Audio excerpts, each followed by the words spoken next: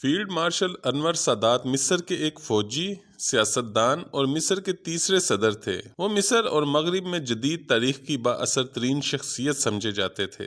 انور سادات 25 دسمبر 1918 کو دریائے نیل کے ڈیلٹائی علاقے کے ایک قصبے میت ابو القوم کے ایک غریب گھرانے میں پیدا ہوئے۔ وہ 13 بہن بھائیوں میں سے ایک تھے۔ ان کے والد مصری جبکہ والدہ سوڈانی تھیں۔ انور سادات نے 1938 میں قاہرہ میں رائل ملٹری اکیڈمی سے گریجویشن کیا اور سگنل کور میں بھرتی ہوئے۔ وہ فوج میں سیکنڈ لیفٹیننٹ کی حیثیت سے شامل ہوئے اور انہیں سوڈان میں تعینات کیا گیا۔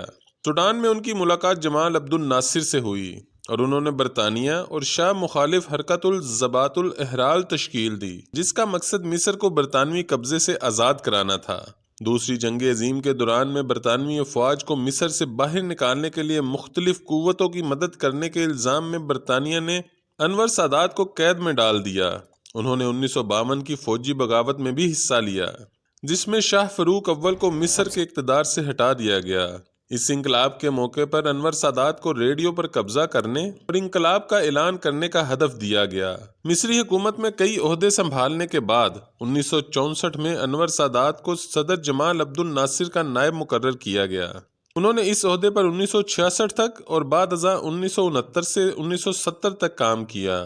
1970 میں دل کے دورے سے جمال عبد الناصر کی موت کے بعد 15 اکتوبر 1970 کو انور سادات نے مصر کی صدارت سنبھالی۔ انور سادات نے 1971 میں اسرائیل کے ساتھ مکمل امن کے لیے اقوام متحدہ کو امن تجاویز دیں، لیکن امریکہ اور اسرائیل کی جانب سے ان تجاویز کو قبول نہ کرنے پر یہ کوشش ناکام ہو گئی۔ 1973 میں انور سادات نے شام کے ساتھ مل کر اسرائیل کے خلاف جنگ یوم کپور چھیڑ دی، جس میں اولین کامیابیاں بھی حاصل کیں اور 6 روزہ جنگ میں اسرائیل کے قبضے میں آنے والے جزیرہ نما سینا کو آزاد کرا لیا۔ لیکن جنرل ایریل شیرون کی زیر قیادت اسرائیلی فوج نے زبردست جنگی مہارت کا مظاہرہ کیا۔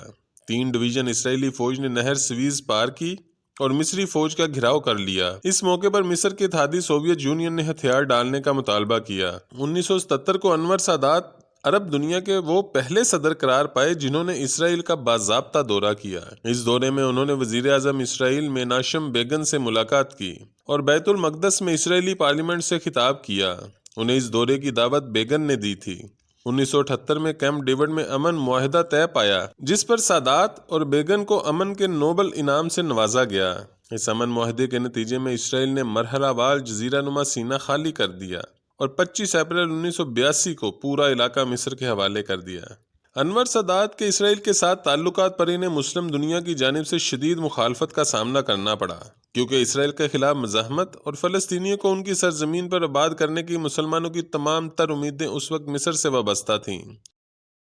اس اقدام سے مصر عرب دنیا میں تنہا رہ گیا۔ 1979 میں عرب لیگ نے مصر کی رکنیت معطل کر دی اور اپنا دفتر قاہرہ سے تیونس منتقل کر دیا۔ اس پابندی کا خاتمہ 10 سال بعد 1999 میں ہوا اور عرب لیگ کا صدر دفتر ایک مرتبہ پھر قاہرہ منتقل کر دیا گیا۔ انور سادات کے دور حکومت کے آخری ایام میں ان پر اور ان کے اہل خانہ پر بدعنوانی کے الزامات عائد کیے گئے۔ انور سادات کے عہدے صدارت کے خاتمے کے قریب داخلی پالیسیوں کے خلاف بطور احتجاج کئی مشیروں نے استعفیٰ دے دیا۔ وزیر دفاع احمد بداوی کی پراسرار موت اور 6 مارچ 1981 کو لیبیا کی سرحد کے قریب ہیلی کاپٹر گرنے سے 13 فوجی افسران کی ہلاکت پر عوام میں شدید غم و غصہ پھیل گیا۔ اس حادثے کے بعد عوام کی جانب سے 2 اہم سوالات اٹھائے گئے کہ حادثے کے باوجود ہیلی کاپٹر کا پائلٹ کس طرح زندہ بچ گیا، اور مصری فوج کے قانون کے باوجود کہ 2 سے زائد جرنیل کسی ایک گاڑی یا ہیلی کاپٹر میں سفر نہیں کر سکتے، 14 جرنیل اس ہیلی کاپٹر میں کیوں سوار ہوئے۔ ستمبر 1981 میں سادات نے دانشوروں اور تمام نظریاتی تنظیموں کے کارکنوں کے خلاف کریک ڈاؤن کا آغاز کیا اور کمیونسٹوں، اسلام پسندوں، جامعہ کے معلمین، صحافیوں اور طلبہ تنظیموں کے کارکنوں کو قید خانوں میں ڈال دیا گیا۔ اس مہم کے دوران میں 1600 افراد زیر حراست ہوئے، جس کی عالمی سطح پر مذمت کی گئی۔ اس آپریشن کے 1 ماہ بعد 6 اکتوبر 1981 کو قاہرہ میں یوم فتح پریڈ کے موقع پر مصر کے صدر انور سادات کو قتل کر دیا گیا۔ انور سادات کا قتل فوج میں شامل مصری اور اسلامی جہاد کے کارکنوں نے کیا، جو اسرائیل کے ساتھ سادات کے مذاکرات اور ستمبر کریک ڈاؤن کے مخالف تھے۔ اس حملے کے دوران میں 7 افراد ہلاک اور 28 زخمی ہوئے تھے۔ تقریب کے دوران انور سادات کی عالی شان نشست گاہ میں آنے والے تمام لوگوں کی جانچ مخصوص آلات کے ذریعے کی جا رہی تھی۔ حتیٰ کہ پریڈ میں حصہ لینے والے تمام فوجیوں کی رائفلوں کو کارتوس سے خالی کر دیا گیا تھا، مگر ایک فوجی خالد اسلام بولی پریڈ سے نکل کر تیزی سے ڈائس کی طرف آیا اور قبل اس کے کہ حفاظتی عملہ اس کو روکتا وہ سادات کو اپنی گولی کا نشانہ بنا چکا تھا۔ خالد اسلام بولی کو اپریل 1982 میں سزائے موت دے دی گئی۔